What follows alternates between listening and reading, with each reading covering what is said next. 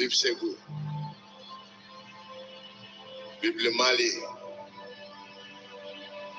vive l'unité retrouvée de mon peuple, vive l'Afrique.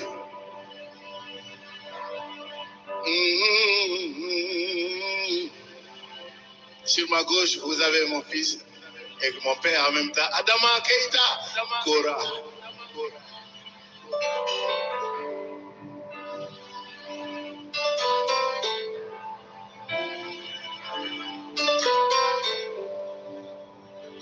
Aussi, un maître d'une Ngoni, un autre fils, Asaba Dramé.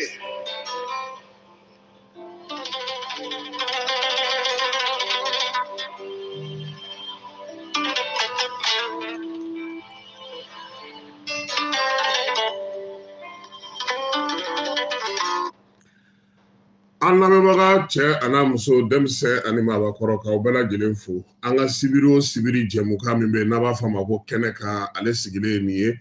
bamananw ko ten deliko bila man di denwolo ɲani ye maninkakɛ bɛ yan n'o ye Nu Amara Keyita ye fila fɔlɔ fana bɛ yan a ma ye sɔrɔ an t'a dɔn n'a y'a sɔrɔ sun kun kɛlen don k'a dasi sun in Alahu akibaru ne ti bɔ o ne ti bɔ dɛ yɛrɛ ma taa an ka dɔgɔtɔrɔ lajɛ ntɛnɛn don wa to ko cogo n'a sɔrɔ glycémie ma yɛlɛ ulcère ni fɛn ninnu o ye yɛlɛ ɲinama de koyi cɛ n'a sɔrɔ an kun bɛ ka dumuni kɛ mɔgɔ tɛ taa dɔgɔtɔrɔ fɛ yen mɛ an bɛ dumuni na an tɛ ka dumuni kɛ cogo min na sisan an bɛ taa dɔgɔtɔrɔ fɛ yen dɛ tilegan in na n'Ala sɔnna a ma min ye M5 RFI Amara Bacili ye an n'ale kan ka ɲɔgɔn sɔrɔ nka yanni ale ka kɛnɛ kɔnɔna sɔrɔ kibaruya misɛn dɔw bɛ yen an bɛ olu da aw tulo kan Mali woromasiri tabaw ka chef d'état-major k'a b'a da bɛɛ lajɛlen tulo kan ko min ye an ka service de renseignement maaw ye ani an ka sɔrɔdasiw ka kibaruya dilaw ko olu ye jateminɛ kɛ k'a fɔ ni jugawale ni bamancawale kɛbaa dɔw u tun b'a fɛ ka bɛn janfa belebele dɔ fana boloda tuguni min kɛra Tabankɔrɔ ale fanfɛla la Gao mara la kilomɛtiri 30 ka masurunya ka surunya ANEFIS la o ye Kidali sira ye wulikajɔ in k'a jateminɛna an ka finitigiw fɛ min ye u tun kɛlen don ka ja in labɛn yɔrɔ minnu na ani yɔrɔ belebeleba minnu na finitigiw k'olu kɔni ye wulikajɔ kɛ ni pankuru ye pick-up 10 ɲɔgɔnna u ka maramafɛnw tun bɛ minnu kɔnɔ n'u ka mugujugu tun bɛ minnu kɔnɔ n'u tun kɛlen don k'u ka tajiw bila yɔrɔ min ko k'olu bɛɛ lajɛlen da walo min ye bamanciwale ni jugawale kɛbaa caman ko o kɔni fagara ko senfɛ chef d'état-major ko k'a b'a da bɛɛ lajɛlen tulo kan ko min ye finitigiw ye k'u ka wulikajɔ n'u ka cɛsiri ko halisa ko dɔnna fara a kan nin ma bala anw na sabula dɔgɔkun in kɔnɔna na an tun y'a ye bɔlɔlɔsiraw fɛ min ye bamanci jɛkulu minnu bɛ yen n'olu ye PSC-CSP maaw ye u tun ye sɛbɛn bɔ k'a jira k'a fɔ k'u ye kɛlɛbolo ɲɛmɔgɔw sigi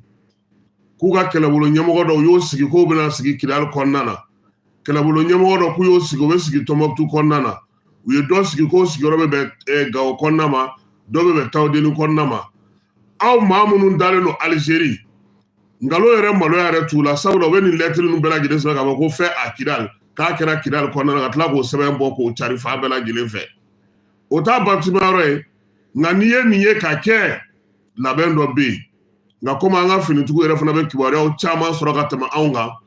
olu bɛ wulikajɔ ni cɛsiri la a na kɛ nin kun ye Tabankɔrɔ tun y'a kun fɔlɔ ye sabula bi minumunu salo ni wulikajɔ ni fɛn mun bɛ an ka finitigiw bolo a bɛ k'a to u bɛ ka se ka kibaruya caman sɔrɔ kibaruya ninnu yɛrɛ armée ka ko bɛɛ lajɛlen tɛ se ka lakali n'o tɛ bi ala ta kɔfɛ fo n'a sɔrɔ balina kɛra min na sɔrɔdasiw yɛrɛ min fɔr'u ye jamanakuntigi fɛ min fɔr'u ye Sajo fɛ min fɔr'u ye Keba Sangare fɛ ka fara général Barou kan a kan k'a to bi u k'u jɔ u jɔyɔrɔ la kɛlɛdagaw ninnu na balanaw olu man ka dun ye tuguni wulikajɔ ni timinanja min b'u la halisa u ka dɔ fara o kan sɔgɔmada in na Menakakaw fɛ yen olu ye taama kɛ Kebaw ka taama ɲɔgɔnna tɛ dɛ marche aw ka marche avec barricade tɛ dɛ nin marche pacifique de ye u bɔra ko kun jumɛn na ko bi ko kɛlɛw dugudenw ka fɔnkɔɲɔgɔnkɔw bamancawale ni jugawale kɛbaw ka wulikajɔw Mali armée yɛrɛ bɛ wulikajɔ minnu kɛ yaasa ka se ka basigi la na ko nin bɛɛ lajɛlen faralen ɲɔgɔn kan a kɛlen don ka maaw jatigɛ ka maaw siran Menaka kɔnɔna na jama fanba yɛrɛ nana Menaka yɛrɛ dugu kɔnɔna de la sisan o nana ni baloko gɛlɛya ye o degun wolola mun na bi o ye k'a yira k'a fɔ Menaka kɔnɔna na sukaro a kilo 1 ye 400 ye min ye tamaro ye o ye 400 ani o ye 500 ye ɲɔ o ye 300 ye min ye malo fana ye o fana kilo fana ye 300 ye olu bɛɛ lajɛlen kɛrɛfɛ jaba o kilo ye 400 ye min ye nɔnɔmugu ye o taari yɛrɛ sɔrɔ 1200 la o min yɛrɛ kun tɛ tɛmɛ 300 ka Menakakaw fɛ yen o de kama bi ko wulila ka taama kɛ k'a fɔ Mali ɲɛmɔgɔw ye tiɲɛ don ni faso ale ka minɛnw bɛ don armée b'o escorter maa minnu fana bɛ n'olu bɛ jago kɛ ko armée k'a lajɛ k'olu fana ka minɛnw escorter yaasa a ko bɛ se ka ɲɛ cogo min u ka wulikajɔ in kɔni u ma mankan kɛ u ma fosi kɛ u kɔni ye banderoliw kɛ k'u b'a fɛ u ka camion ka segin ka na u b'a fɛ ni camion bɛ segin armée ka u escorter u mago bɛ minɛn minnu na sunkalo kɔnɔna in na o ka ta ka di u ma basigi ni lafiya min n'u b'o ɲini u ka se ka kɛ kɛba fɔlɔ an ka maaw kun ka bɔli bɛ kun ye an b'a fɛ an ka lakana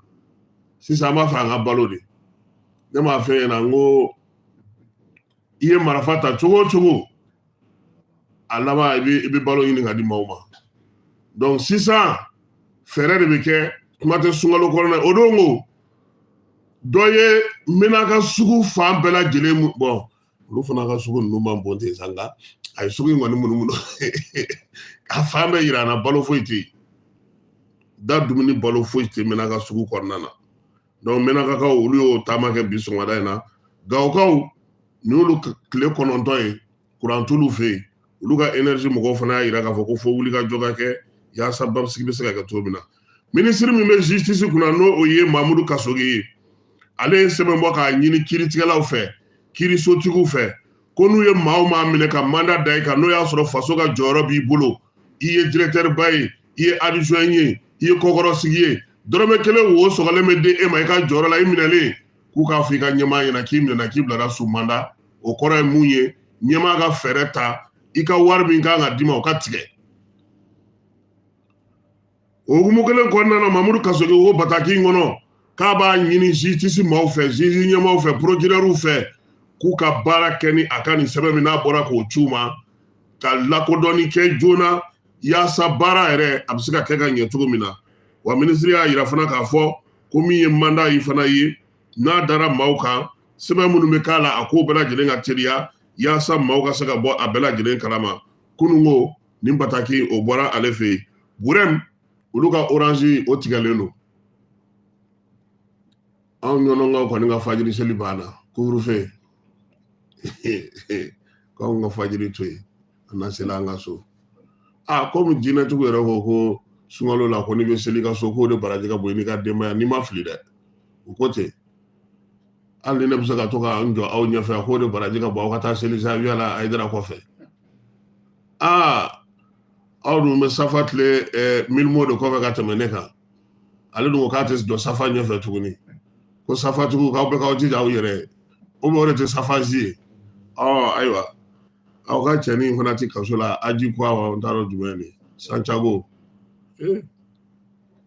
a dun bɛ se dɔnkilida la dɛ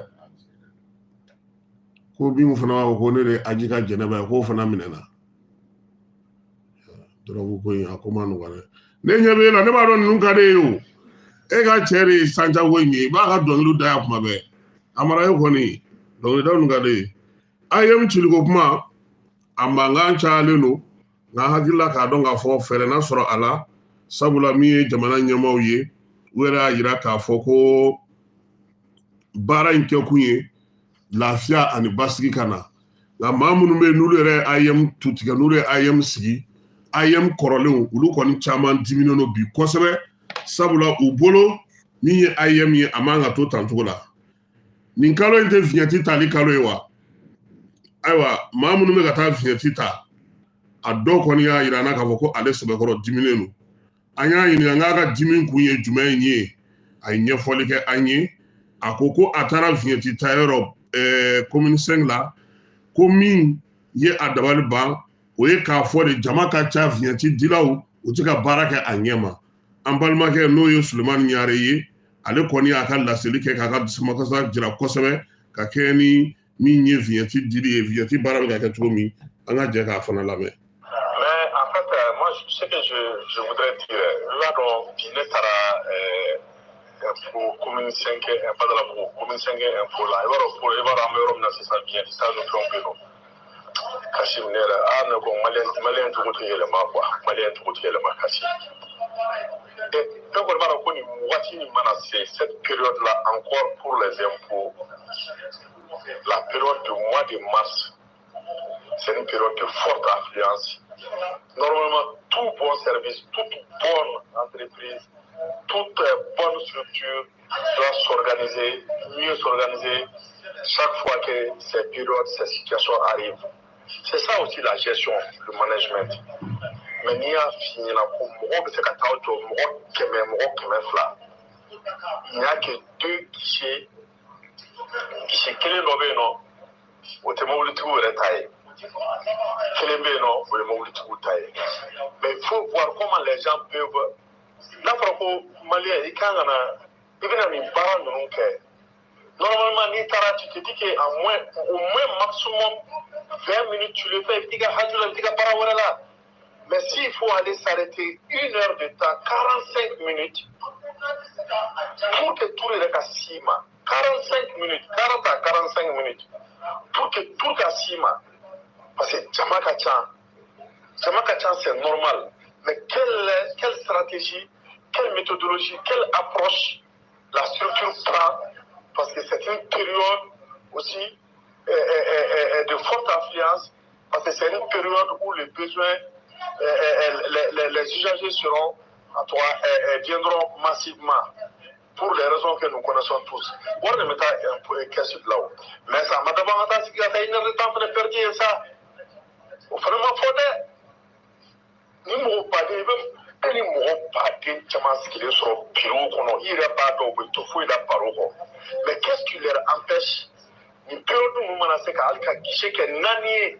pour que moi nous vienne à vous pour qu'on parle de la canal. Ils viennent qui quand tu mets 15 minutes comme ça. Allez vaguer à leurs occupations. Et puis à bout de reprendre la pièce, ça fait moins de pression. Vous pouvez parler que Jonah avait fait. Mais j'ai l'impression que il y a des cadeaux lui.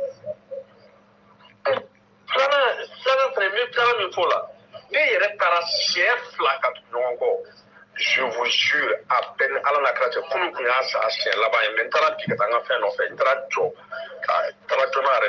mais même si il y a pour nous, 13h30, 13h30, t'as la pour au Barajora. Pour la série, t'as la parabole 16h, 15h20, 15h20, t'as la soirée d'Atoukou. Fentara sɔrɔ ko muso sigilen bɛ k'a tɛ mɔgɔ wɛrɛ ta tuguni 15h20 mɔgɔ wɛrɛ tun tɛ yen nɔ ne taara cɛ dɔ de jɔlen sɔrɔ nɔ ne yɛrɛ tun y'o 2nan ye an jɔlen b'a kunna 15h20 pourtant l'état a dit sunkalo kɔni na kɔni 16h ayiwa u ko ko vignette i bɛ se ka taa ta impôt yɛrɛ sunba la impôt misɛnnin minnu bɛ Bamakɔ kɔnɔ i bɛ se ka taa ta o la i bɛ se ka taa ta région na nin bɛɛ kɛ kun ye jama fanba ka se k'a sɔrɔ nka a mara an ka tiɲɛ fɔ Mali yɔrɔ o yɔrɔ ko maliyɛn de bɛ wari bɔ a kun ka taa sara o yɔrɔ la maliyɛn tɛ bonya maliyɛn tɛ lajɛ maliyɛn tɛ tɔpɔtɔ n'i taara énergie la k'i bɛ taa facture sara i bɛ taa sɔrɔ u bɛ pariko wari tɔnko wari daraka dun siniko samara jate walima ko wɛrɛ fɛn bɛɛ kɔni fo ka se ka mɔgɔw bila u ka hakɛw kɔnɔna na o tɛ impôt yɛrɛ dɔrɔn ye dɛ o ye an yɛrɛ ka baarakɛyɔrɔ mɔgɔw yɛrɛ kɛcogo ye hali n'i ko k'i bɛna na jani de la yan ko ka na wari d'aw ma an b'an ka numéro jouer maintenant taa kɛ canal n'i taara k'i bɛ taa canal la k'i bɛ taa fɛn sara u bɛ lɛn k'i la i halala wari i bɛ taa k'i la abta jama sigi fa be bieta mo ko kemana mo ko kemana o musa ka to e ka wari fe ka tla ka tai sigi ki muyu ga sabali ko o kono tuguni donc o gele wa nga baragoro fo nga mo ko lu laje ko gouvernement fere mi sigi senga sungalo konna na yasa kuranga sega misiru ni dine tuguni fon bela jide labo ko o bara ke ba ko misiru ta damnena misiri bakele kubna na éclairage lampadaire de Douma ama fako buta courant do ma fe de kabikele anga Zavia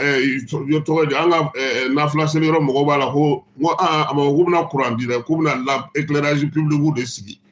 ku ye bisaba do aidara ka yoro la misiri ba fana ta do binani no kana do ye yo misiri chamanga kunu ka bara be to sena ko foga misiru ani seli yoro bela jire ka yelen do ye aw ka ablay ale sigile ngolo kala nyina kubna utena kurande mo ma de éclairage kurante mo mo ta kurande misiru ma to de ka mo to uta pano solaire de dawma clé de ba marcher pour ka saka yele sura ka misiru ko na ka saka ka bateau ke jigorani para flabugo mo ko ni ulu flalu ta ka kuran soro te ka ke problème ere ulu ni kampara de ka suru nyona on ont interdit bouger. Sur la zone de Marafa de Boulou. Donc, comme hier, c'est ça, il te m'a dit Katabanani. Donc, on va une énergie mourou fait, ou ka wulika joke, yasa tugomina, ou se tugomina ka feretige, ou luka sega teme. Na kwa mourou do ye, ou kumaka unchi, sininala sonama, anga ou la fekiwara la ana uluda maut loka, comme anga invité serangaba. D'ailleurs, on tient amta wala fait. Minye autorité ntokoyedi ka fana afana yere soro sako anga sako la me songo bolika somo derge démocratie ko ngalondo wallahi démocratie ko ngalondo kasim apenala na krade wallahi ila kala maneni chega so de carré de veneni cheni nyogoncha kasim yo che plali annoncé vers coup de 21h. Mais depuis 21h, tu as bourré à Kassola. Tu as besoin de Kasso pour sous 2h du matin. C'est-à-dire, il va être terminé. Avec comme il y a Kasso, avec comme il Mogombora, n'a pas qu'il y a Gabriel Touré là, c'est ça. Kata Fena quoi. Kata centre culturel français là quoi. Kasso boni, tu as Kasso licencié au radio. Mais tu as bourré à Kasso 21h. Hein? Ça n'est jamais sur depuis Sénégal, le Coupe d'Afrique t'a domina. Ou va jouer na domina nous t'aurons coupé. Ne me télé qu'à Djamani on a Sénégal de pas la enda. Wallahi. No démocratie ko kuma kalodo u bagara tia mo bina tia ka mroka tia do kasula. Ba do mimbe na di. PDS mo wabla wadga parti mo fana refu do Cour suprême na ko ga élection reportée. Je crois que Cour suprême mo ko ga plainte ko c'est irrecevable 4000. Voilà, ko Cour suprême mo ko minye ulu ka plainte e ko tisega mine. Wala fo fe akoma to tasra refe. Non de Macky Sall tunganga mamin de me wa ka jamana kuntige o tenu nunshi. O taba sega sera soro. O Bassirou Diomaye Faye ale ni Ousmane Sonko ulu bora kasola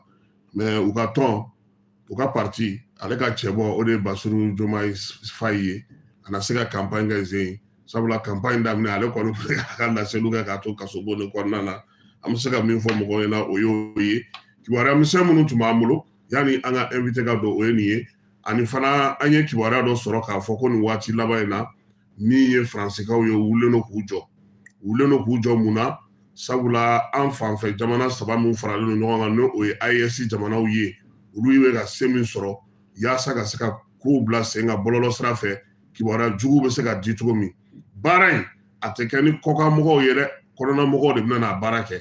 Mali sɔrɔdasiw Niger taw ni Burkina taw ka lagosi ta ka ɲɛsin u ma ka waleya ta ka ɲɛsin u ma wa Faransi fana a kun sigilen don ka min kɔnɔ yɛrɛ n'a yɛrɛ tun bɛ k'o ɲini ni a y'o laɲini sen ni bolo an ka maa dɔ fana tilara ka o livre bɔ livre tigi kɔni a minɛna ka bila kaso la n'o ye colonel Alpha Yaya ye o ko fana bɛ sen na o wulikajɔw bɛ sen na donc jamana an ka hakili to a la kosɛbɛ min ye farafinna maa mafalen minnu fana bɛ yen ni olu bɛ farafinna hakili jagabɔ baaraw kɛ n'a bɛ f'o ma ko an ka diaspora maaw olu yɛrɛ tun bɛ tile 2 baara la yan baara kuncɛlen u taara Sogɛli fɛ yen kunu u ni Sogɛli masalala Amara kunu Sogɛli ye laseli kɛ ninnu ye u yɛrɛ y'a dɔn k'a fɔ ko ja ko Mali t'a kunfɛ nin ko ninnu na u bɔra yen u taara Kuluba Asimi fana fɛ yen hakili la k'a fɔ u ka baara bɛɛ lajɛlen kɔnɔ a kun cɛra sisan olu bɛna segin ka taga Togo yɛrɛ ministre des affaires étrangères ale fana tun bɛ a ko la an b'a fɔ an ka mɔgɔ ye ko k'u hakili sigi u ka kow la jateminɛ nin waati in na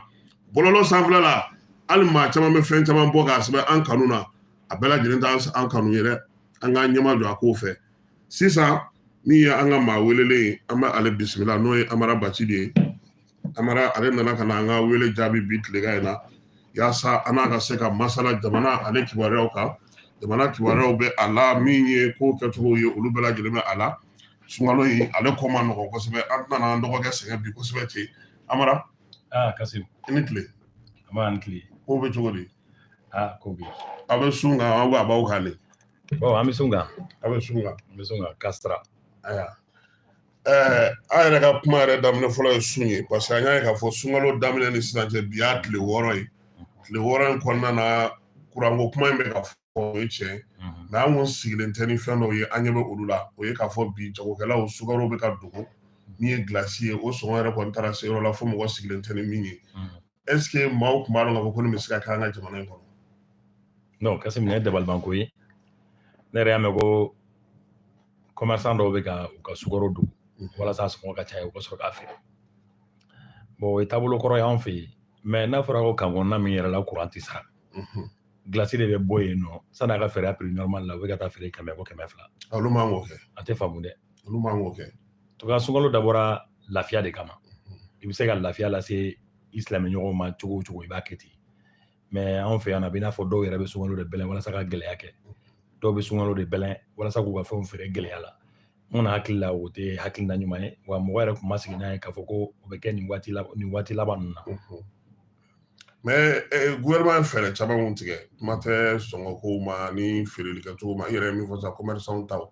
est ce que u man ka wuli ka jɔ kɛ parce que jamanadenw y'a dɔn k'a fɔ musaka caman bɔra pour que da dumunifɛnw ka nɔgɔya a dun caman bɛ sugu la fana nka sɔngɔ de ka gɛlɛn oui bon min ye gouvernement ka fɛɛrɛ ye o ye généralement subvention ye walasa dɔ ka bɔ sɔngɔ la mais Kasim wari min bɛ don subvention na san o san n'a donna sɛnɛ na nin fɛn ninnu caman tɛ na anw fɛ yan an bɛ sɛnɛ anw yɛrɛ fɛ yan an bɛ se k'a labɔ sukaro b'o la yiriden caman b'o la o ni o fɛn minnu bɛ bɔ ka kɛ jus ye tiɲɛ yɛrɛ la o ye ne kɔni ka yeta ye san o san subvention san o san subvention an kan ka fɛɛrɛ kɛ sa an bɛ fɛn minnu an ka subvention yɛlɛma ka kɛ sɛnɛ ye ka dun anw yɛrɛ fɛ yen subvention ka ɲi dɛ mais an mɛnna la quoi an mɛnna la wa kɔlɔlɔ ka bon a tɛ ka nɔ bɔ fɛnɛ malgré que subvention bɛ kɛ sukaro sɔngɔ bɛ yɛlɛ fo bitigitigi dɔw ka bitigi bɛ datugu parce que k'u tɛ ka sukaro feere a sɔngɔ la o ye wuli ka jɔ k'o nɔfɛ Amara fɛn fana filanan ye min ye nin dɔgɔkun in na o ye k'a fɔ nin waati laban in na an y'a ye k'a fɔ furancɛla fanga mɔgɔw u bɛ ka tɔn caman ci k'a daminɛ observatoire la n'o ye jɛkulu ye mun bɛ kalata sɛgɛsɛgɛ kɛnyɛrɛye jɛkulu don parce que société civile don ka b'o la ka na Kawral la ka se CEMAS ma ka se conseil na AIM ma AIM ta mankan cayalen don e yɛrɛ bolo est ce que AIM cili min kɛra nin ye fɛɛrɛ tun bɛ se ka sɔrɔ a la parce que min ye AIM yɛrɛ mɔgɔkɔrɔ caman ye o kɛlen k'a kuma caya bi démocratie mɔgɔw fana wulilen don k'u jɔ hali n yɛrɛ kɔrɔkɛ PPR ye papier dɔ ci ma k'a yira n na k'a fɔ k'an bɛ ka mun fɔ ko a ka falen ko parce que k'ale b'a dɔn ko AIM ye démocratie pilier ba de ye association symbolique ba de don e yɛrɛ bolo est ce que fɛɛrɛ tun bɛ se ka sɔrɔ wa fɛɛrɛ tun tɛ se ka sɔrɔ wa ou bien gouvernement kɔnna ka AIM ci de bon AIM cili anw yɛrɛ y'a laɲini an mɛnna mais AIM cili kɔrɔ tɛ ka AIM effacer ka bɔ yen AIM cili ye pratique minnu bɛ AIM ko kɔnɔna na bi n'o ye kɛlɛw ni beseta ani dɔw kɛlen bɛ ka yɔrɔ dɔw k'u ta ye campus ninnu na on ni le fait que an ka jateminɛ dɛ AIM tun b'an ka faamaw bolo AIM tun manipulelen don fanga tɛmɛnenw bon c'est à voir hali bi n'a sɔrɔ nin fanga y'i bolo b'u bolo parce que AIM ɲɛmɔgɔw furadama i b'a ye an ka ɲɛmɔgɔw bɛ mobiliw san ka d'u ma u bɛ waribaw d'u ma k'u ka taa forum ni fɛnw kɛ wa wariw bɛ d'u ma ka kɔrɔ ni kɛlɛ ninnu caman bɛ bɔ wariko la hali Zena yɛrɛ secrétaire général y'o de fɔ ko congrès tɛ kɛ ko parce que ko wari tɛ yen ko ni wari sɔrɔla k'a bɛ congrès kɛ or AIM d'habitude congrès bɛ kɛ k'a sɔrɔ n'i ma fili a wari yɛrɛ tun bɛ bɔ ekɔlidenw yɛrɛ de kun n'i ma fili bon wariko mana don ko la a bɛ tiɲɛ i m'a ye campus yɛrɛ la ko caman bɛ kɛ yen nɔ ko don minnu cɛ man ɲi bon n'a fɔra ko IM tɔgɔ de bɛ y'o la kuma bɛɛ bon ne bolo IM kan ka ci o tɛ bi ko ye mais k'a fɔ ko ka IM ko bɔ yen non ne bolo l'IM c'est symbolique mais ala fagali san o san ka muru ta ɲɔgɔn kama ni wariw ka taa di an y'a ye IM secrétaire dɔw u démissionnera cogo min wa o période tun y'a sɔrɔ jamana ɲɛmɔgɔ caman tun da bi IM ko la a kuma fɔra ka dɛsɛ parce que IM nana kɛ i n'a fɔ faamaw ka kɛlɛkɛlan de ani u siran fanga la i b'a minɛ i bɛ siran ɲɛ i b'u utiliser pour que ka i yɛrɛ ka fanga la i n'a fɔ k'a lawaleya bon ni ye ne kɔni ɲininka ne kelen bolo IM kelen tɛ jɛkulu fɛn o fɛn bɛ yen ni faama kɔrɔw tun b'u utiliser ka u ka laɲiniw sɔrɔ a jɛkulu bɛɛ kan ka bɔ yen bi n'i ko ne ma ko ni jɛkulu bɛ min kan ka ci bien vrai ka association tɛ ne b'a f'i ye ni ci fɛn bɛ Mali kɔnɔ CNT don munna parce que Mali blocage ye CNT de Amara mais CNT o lakodɔnnen no charte fɛ o lakodɔnnen no charte fɛ mais depuis a mɔgɔw ta waati an y'a yira k'a fɔ mɔgɔw tali min fɔra mɔgɔw ma ta o tacogo la o mankan kɛra yɔrɔ caman na o ka bɔ yen normalement an ka loi bɛɛ bɛ ka tɛmɛ ni CNT de ɲɛkɔrɔ dɛ CNT loi bɛ voter cogo min bɛɛ ɲɛ b'a la mais mɔgɔ tɛ fɛn fɔ ni fɛn bɛ ci CNT loi bɛɛ bɛ sanfɛ walima à l'unanimité i bɛ t'a sɔrɔ abstention kelen ou bien fila ne bolo i n'a fɔ a bɛ wele cogo di tɛ fangabulon assemblée t'a dɔn a bɛ wele bamanankan na cogo min wasabulon bon wasabulon na mɔgɔw de bɛ yen nɔ minnu hakilinaw tɛ kelen minnu ka yetaw tɛ kelen u bɛ jɛ ka hakilinaw fara ɲɔgɔn kan ka débat kɛ hali loi cybercriminalité min filɛ nin a bɛ tɛmɛ CNT da fɛ don min na ne ye publication kɛ o n ko aw bɛ ka loi bɛɛ bila ka tɛmɛ CNT fɛ loi dɔw bɛ yen u tɛ jamanadenw arranger dɛ mais Amara n'aw yɛrɛ tun ye plainte dɔ M5 kɔnɔna na CNT contre la k'o kɛra cogo di komi aw ma jɛn n'a ye bon an ye plainte dɔ CNT contre la k'a yira k'a fɔ le CNT est illégal et illégitime a mɔgɔw ta cogo fɛ n'i ye Segu ta k'a lajɛ ka Kulukoro ta k'a lajɛ yarɔ ni ko bɛ kɛ jamana kɔnɔ jamana fantan naani bɛɛ o bɛɛ mɔgɔw de kan k'u yɛrɛ y'a kɔnɔ u kan k'u hakilinataw di mais an tɛ se k'a faamu k'a fɔ ko liste taara ka mɔgɔw ta mɔgɔ tɛ mɔgɔ minnu bɔ yɔrɔ dɔn hali aw ka niveau la n'o ye kunnafonidilaw ye kunnafonidilaw y'a yira k'a fɔ minnu taara kunnafonidilaw don mais olu ka mɔgɔ dilenw tɛ o kɛra secteur caman na bon fɛn min tacogo ma ɲɛ presse kɔnɔ tacogo ma ɲɛ mais waati min na refondation ko kuma bɛ kɛ a fɔra ko ka CNT ko kuma k'a ɲɔngiri ko a kuma ko tension b'a kɔrɔ mais an tɛ se k'a faamuya ko a ɲɔngirili o bɛ se ka kɛ a kuma bilali ye tiɲɛ yɛrɛ la ne kɔni bolo bi n m'a fɔ IM cira Kaoral ni fɛn ninnu cira ko a man kan mais Kaoral yɛrɛ tun bɛ yen bilen wa Kaoral tun tɛ yen tuguni cogo di Kaoral tun yɛrɛ kelen Alaji kelen tun bɛ yen nɔ mais k'a fɔ Kaoral jama bɛ yen nɔ n'a fɔ 2018 ninnu na mɔgɔ tɛ yen nɔ tuguni Kaoral kelen tɛ bon ne kɔni hakili la hali n'a sɔrɔ ninnu cira a ɲɛna u kan k'u hakili to CNT de la CNT de blocage ye problème Mali kɔnɔ CNT don dɛ parce que loi jamana kunkanko kumaw jamana ko sɛbɛnw hali Amara ne y'o fɔ est-ce que o tɛna kɛ parce que aw ka tendance mɔgɔ faba t'a kɔnɔ n'o ye M5 ye mais CNT proposera ne à plusieurs fois ne ma don a la k'a sɔrɔ Ben ma taa kaso la n ka foli b'a ye n y'a fɔ directement n ko Ben ye wele kɛrɛfɛ ko n ka na o y'a sɔrɔ CNT ma créé ko f'an ka don n ko n tɛ don M5 ka tali dɔ la jeunes dɔw ye réunion kɛ k'olu ka choix bɛnna ne ma n ko foyi t'a to ne bɛ don CNT kɔnɔ e bɛ ka fɛn min lagosi mun b'a to n bɛ taa don a kɔnɔ u insistera ka insister ko jama bɛnkan don n ko ni jama bɛnkan don jama ka bɛnkan wɛrɛ ɲini ne tɛ don a kɔnɔ. U ka mɔgɔ wɛrɛ tɔgɔ di. U ka mɔgɔ wɛrɛ tɔgɔ di ne tɛ don a kɔnɔ. mais mun yɛrɛ ye bannen don CNT. CNT sigicogo de ma ɲɛ Kasim n'an bɛ wulikajɔ la jamana ko la n'an k'an bɛ fɛɛrɛ kɛ pour que Mali ka bɔ nɔgɔ la an man ka ɲɛci fɛn dɔw kan quoi o fɛn tɛ CNT ye CNT b'i n'a fɔ wasabulon a b'i n'a fɔ a bɛ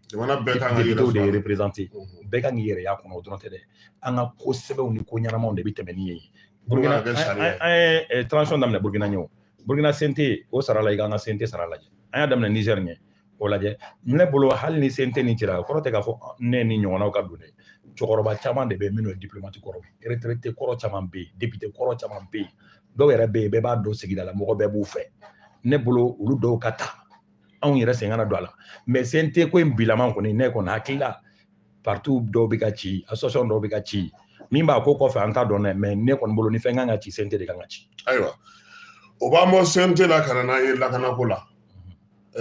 an ka jamana ni maa yɛrɛ bɛ se ka waso ni fɛn ye o ye lakanako ye sɔrɔdasiw ka wuli ka jɔ nka tile 2 in na an ɲɛ b'a la k'a fɔ balakaciw bɛ ka kɛ yɔrɔw la n'i ye Kayi mara ta ka Kulukoro mara ta Kangabaw ni Kuremalew attaques bɛ ka kɛ yɔrɔ hali kunna Sininko Bala Masala ale fana bɛ Laginɛ frontière la bin taara kɛ yen fana commune kɔnɔna kan ani binkani misɛnnin caman bɛ Segu mara ni Kadɔ Dɔngɔnɔ ka yɔrɔ ninnu bɛɛ lajɛlen na e yɛrɛ bolo mun de kan ka kɛ pour que ka se ka mɔgɔw ni bɛ min yɛrɛ kan u ka se ka kɛ u ka tɛmɛ u ka se k'u ka baara kɛ. Bon n bɛ armée fo fɔlɔ sɔrɔdasi minnu ni bɛ ka to kɛlɛ la ka taa sibila kɛ ka taa u somɔgɔw yɔrɔ Kasim n'i ye ko dɔ jateminɛ i b'a ye k'a fɔ an ka armée bɛ ka seko kɛ faut que dugudenw fana k'u seko kɛ drone b'an bolo avion b'an bolo hélico b'an bolo mais olu tɛ se ka dugukɔnɔdenw dɔn ka bɔ ɲɔgɔn na dɛ a kɛra jadis a kɛra bandi o a caman dogolen bɛ dugu minnu na u dɔnnen don u yɔrɔ dɔnnen don n'u kɔ ma fɔ u tɛ se ka ye bon binkani minnu bɛ ka kɛ yɔrɔw la tan a caman ye mɔgɔ damadɔni de ye olu de bɛ fara ɲɔgɔn kan ka taa sira tigɛ walima ka taa bin mɔgɔw kan bon jamana kɔnɔ hakili la sɔrɔdasi b'a seko kɛ mais n'an y'an jija an bɛ se ka caman b'o la min ye centre yɔrɔ ye o kɛlɛ kɔnɔ ka dun tugun a kɛlɛ kɔnɔ ka dun depuis a kɛlɛ daminɛ an y'a ɲɛfɔ an tɛ se k'a fɔ ko olu bɛ ka a ko ka tasuma don a kɔrɔ dɛ mais tant que centre kɔnɔ ou bien Mali yɛrɛ kɔnɔ les associations à caractère ethnique siya association minnu bɛ yen tant que olu ma bɔ yen pepewu k'u ci nin ko ninnu a tɛ se ka ban kɛlɛ in mana ma da cogo o cogo i b'a sɔrɔ kɛlɛkɔrɔ bɛ dɔw ni ɲɔgɔn cɛ u bɛ wuli n'a ye bon bandi ninnu fana a suguya ka ca dɔw bɛ yen dugudenw yɛrɛ don u bɛ bɔ dugu la ka taa tiɲɛni kɛ mais a dɔw ye mɔgɔ nataw ye k'u groupe bɛ na u bɛ tiɲɛni kɛ n'u sera yenkaw la u b'u ka biyanw ta n'u ka baganw ta ka taa bon n'u ma s'u la tuma min u b'u yɛrɛ ɲini pour que ka segin k'u yɛrɛ préparer ka na ka attaque kɛ tuguni nin ko in banni kɔni armée bɛ k'a seko kɛ mais ne hakili la population kan ka a seko fana kɛ ka dénonceli kɛ parce que Bamakɔ bɛ se ka fɔ i tɛ mɔgɔ dɔn mais village la bɛɛ bɛ bɛɛ dɔn bɛɛ bɛ bɛɛ kɔnɔko dɔn bɛɛ bɛ bɛɛ taasira dɔn wa bɛɛ b'a dɔn mɔgɔ min bɛ activité min na mɔgɔ tɛ se ka kɛ cogo si la ko bɔrɛw bɛ k'u bolo fɛn mɛlɛkɛlen don a kɔnɔ u bɛ moto ta ka taa tile caman u tɛ na o waati la moto ninnu tun tununa a fɔra ko moto boli ka dabila zone na mais yenkaw yɛrɛ dɔw de ka représentant minnu bɛ Bamakɔ yan olu wulila ko fo ka moto to a ka boli a fɔra moto o mobili o waati hakɛ dɔ la a kana boli mais ne bolo Kasim n'an bɛ fɛ an ka jamana ka bɔ nɔgɔ la walima n'an bɛ fɛ an ka jamana ka yiriwa jamana minnu bɔra nɔgɔ la ani jamana minnu bɔra yiriwara ani jamana minnu tun bɛ situation kɛlɛ n'u bɛ ka bɔ a situation kɔnɔ f'an ka ɲɛma da olu ma Burukinabew y'a kɛ moto tun tɛ boli yɔrɔ dɔ la a waati la u y'a kɛ air dɔ la mais o kɔfɛ u y'a interdit carrément o ye kɛlɛ ɲɔngiriw fɛ yen u ye fagali min da jadisiw kan jadisi yɛrɛ tɔgɔ k'a fɔ k'a bɛ Burukina bilen ma da la peut-être minnu bɛ bɔ yan ka taa yen donc n'an bɛ fɛ nin kɛlɛ in ka ban an ka fɛɛrɛ kɛ cogo bɛɛ la fo mɔgɔw ka degun dɔ kun mɔgɔw ka degun dɔ kun u ka sɔn fana ka kofɔli kɛ villageois ka a ɲɛfɔ mɔgɔ minnu suspectelen don mais Amara est-ce que o bɛ nɔgɔya parce que dɔw fana bɛ olu y'u bolo di dugu dɔw y'u bolo di ka jɛn n'a ye jadisiw ka sigi u fɛ yen u n'u ka baara kɛ dɔw ma sɔn o dugu dun ɲamininen don ɲɔgɔn na Segu ni Mopti mara de la kosɛbɛ ani Dɔngɔnɔ dugu ninnu na jigilatigi de y'olu bila o la u yɛrɛ ɲuman ko jadisiw bɛ na u ka yɔrɔ la u b'a takɛli kɛ u tɛ mɔgɔ ye donc u ja jɔra u bɛ na tiɲɛni kɛ kuma bɛɛ donc o le kɛ ka na tiɲɛni kɛ u y'a ɲini ka pacte signer u ni ɲɔgɔn cɛ u bɛ baganw ni nafolo u b'o jaga bɔ k'a d'u ma donc o allégeance b'u ni ɲɔgɔn cɛ mais dugu dɔw ma sɔn o ma u b'o dugutigiw fagala kuma bɛɛ u bɛ taga attaque kɛ kuma bɛɛ hakili la nin bɛɛ la an bɛ fɛɛrɛ kɛ ka dugawu kɛ kosɛbɛ an ka armée ka se ka zone in bɛɛ couvert mais sani armée ka zone in bɛɛ couvert fo zone in ka nettoyer de pour que zone in fana ka nettoyer fo dugudenw ka se ka mɔgɔw kɔfɔ mɔgɔ minnu bɛ wale la wale minnu tɛ wale tɛ ɲuman ye an bɛna an ka kuma fanba yɛrɛ kɔnɔ o ye M5RFP ye M5RFP kabini coup d'état kɛra an y'a ye k'a fɔ semence de fɔlɔ kɔni kun bɔ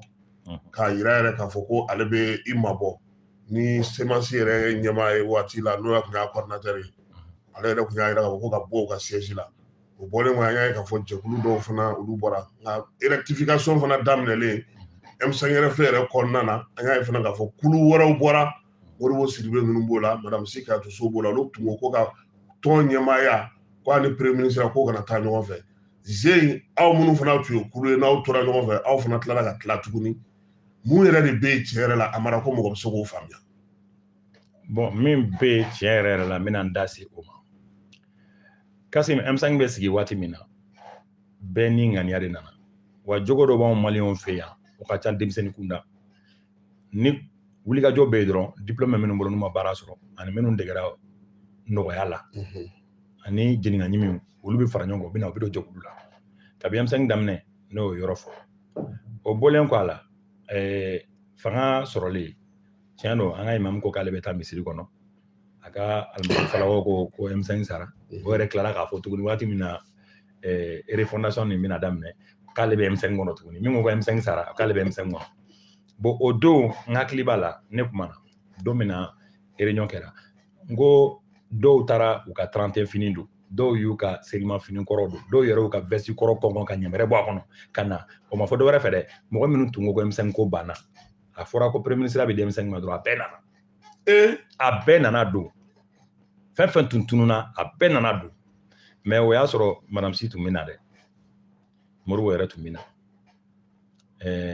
bon hali minnu bɛ ka taa nin waati in na dɔw tun bɛ na mais c'est pour que k'a f'i ɲɛna mɔgɔ dɔw yɛrɛ fɛnɛ bolo jigi wa mɔgɔ dɔw bolo M5 yɛrɛ ye fɛn ɲini yɔrɔ de ye ni fɛn bɛ yen dɔrɔn u bɛ boli ka na ni fɛn tɛ yen u bɛ boli ka tunu bon i ye min fɔ tiɲɛ don jɛkulu caman bɔra a la MDP mɔgɔw tun ye déclaration kɛ k'u bɔra a la mais u ka mɔgɔw tora a kɔnɔ Umaru Mariko ka mɔgɔw Senko ka mɔgɔw taara mɔgɔ giriman caman de bɔra a la ka kɔrɔ parce que M5 ye esprit de ye quoi anw yɛrɛ bolo hakilina de don maliyɛn bɛɛ de jɛ don mais waati dɔw la i b'a ye a kɛra jeunesse kunda a kɛra mɔgɔkɔrɔba kunda mɔgɔ dɔw de b'a kɛ i n'a fɔ olu kelen ta don u b'a ɲini ka circuit fermé kɛ walima k'a kɛ taa ɲini yɔrɔ ye kɔsa nata sɔrɔla mun fɛ kuma caman bɛ ka fɔ tiɲɛ tɛ n y'a fɔ yɛrɛ ɲɛna n ko n'u ka mɔgɔ min bɛ yen n'u bɛ fɛ an ka kuma an ka ɲɔgɔn sɔrɔ yan ka kuma n'i ye kunkolow lajɛ kelen kelen kelen i b'a ye k'a fɔ dɔ gɛnna ka bɔ ministériya la o ma bɛn o ma peut-être o ɲɛna ko a kan ka si bɛɛ kɛ ministériya la a kelen tɛ dɛ dɔw dogolen don olu ma ye olu bɛ ombre kɔnɔna na olu ka mɔgɔ wɛrɛw bɛ mankan ci la dɔw ka mɔgɔw tun ye ministre ye o bɔra ministériya la dɔw ko k'olu ma marché sɔrɔ dɔw tun ye chargé de mission jeune fɛn fɛn b'u nɔfɛ ni chargé de mission tun don gɛnna ani dɔw wɛrɛw ka ministre bɔra quoi u ka ministre bɔlen olu bɔra ministre olu bɔra chargé de mission ministre kuraw na bon jeune wɛrɛw b'u nɔfɛ k'olu ma baara sɔrɔ min bɛ fɔ nin bɛɛ kɔnɔna na mais M5 i ye hakilina min ye don min na mɔgɔ bɛ fara ɲɔgɔn kan M5 kɔnɔ est ce que a fɔra mɔgɔ ye na baara bɛ d'i ma ou bien na an bɛ kɛ ministre ou bien na marché bɛ d'i ma ou bien na ministre bɛ d'i ma o ma fɔ mɔgɔ si ye mais est ce que jamana marabolo yɛrɛ tagabolo de mana ni nin ye parce que n'i y'an ka jamana jateminɛ démocratie nalen ni sisan cɛ ni minnu ka mɔgɔw bɛ fanga jɔyɔrɔw la u b'u kɔfilɛ u ka tɔndenw na est ce que o laada in de fana tun tɛ fɛ ka boli M5 kɔnɔna na bon tiɲɛ don o laada in u tun bɛ fɛ k'o de boli M5 kɔnɔna na mais o tɛ M5 de sigi kan ye mɔgɔ ni mɔgɔ ma bɛn o la M5 kɔnɔ dɔw ko fan dɔ in mɔgɔ bɛ k'u ka mɔgɔ ta u bɛ ka marché d'u ka mɔgɔ ma mais ko M5 tɛ k'o kɛ ko an ka taa partenariat gagnant la partenariat gagnant kɔrɔ n'u ye kelen kɛ an fana bɛ kelen kɛ mais o tɛ anw ka laɲini ye mɔgɔ fan dɔ ye mɔgɔw jumɛn fan dɔ ko militaire dɔw bɛ marché di nomination kɔni bɛ kɛ don o don an b'a ye an ka mɔgɔ tɛ yala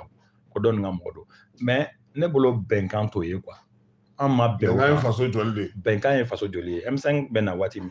IBK bɛ taa waati min M5 mɔgɔw tun bɛ k'a fɔ de ko le changement Mali kura donc an man ka bɔ o kan bon ni mɔgɔ wɛrɛw nana ni hakilina wɛrɛw n'u bɛ k'o lawaleya ça n'engage que de toute façon mɔgɔ si t'i sigi fanga la don dɔ la i bɛ taa o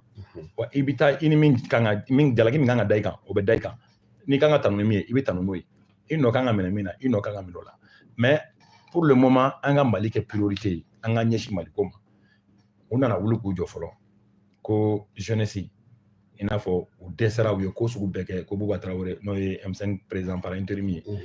ko olu bɛ hakilina minnu fɔ ɲɛna k'a ɲini k'o manipuler u tɛ ka se k'o manipuler donc maintenant ko présidente tournante o ka kɛ